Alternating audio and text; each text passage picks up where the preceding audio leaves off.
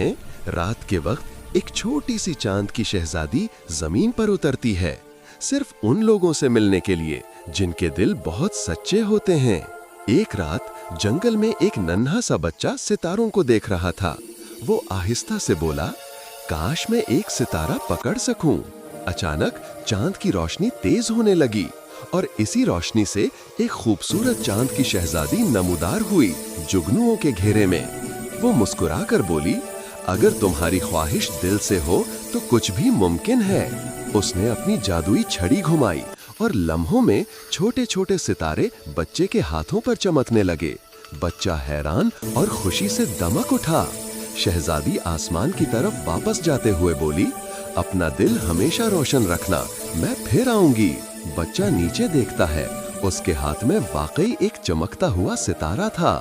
जो ख्वाब देखने की हिम्मत रखते हैं वही सितारे छू लेते हैं।